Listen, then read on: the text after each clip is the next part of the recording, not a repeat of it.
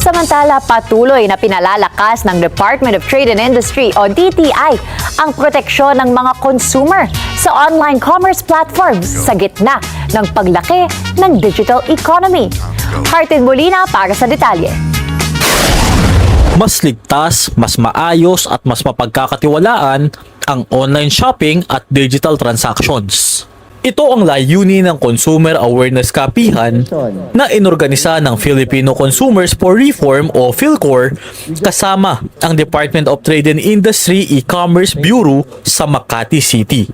Tampok sa talakayan ang Republic Act 11967 o Internet Transactions Act of 2023 na naglalayong palakasin ang proteksyon ng mga mamimili, tiyakin ang pananagutan ng mga online platform at pataasin ang tiwala ng publiko sa digital commerce.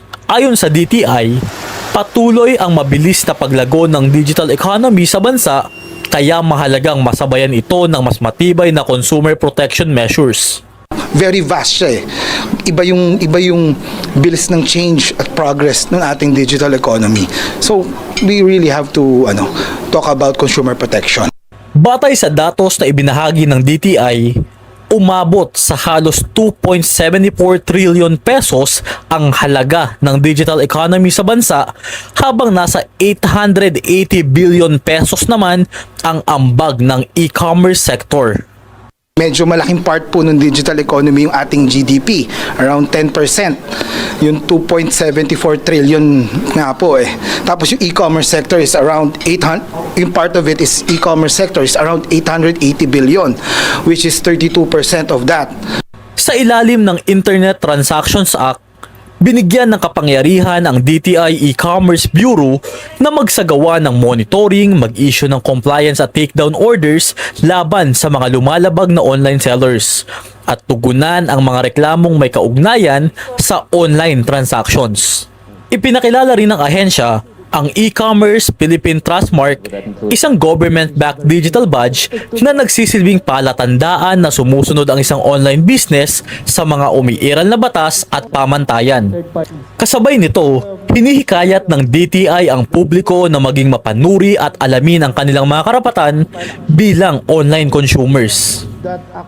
So mas maganda po na paparating natin sa ating mga kababayan yung mga steps on how to enforce their rights and how to avail yung remedies po under the law. Naniniwala naman ang DTI na sa pagtutulungan ng gobyerno, pribadong sektor at mga mamimili, mas mapapalakas ang tiwala ng publiko sa lumalawak na digital marketplace ng bansa.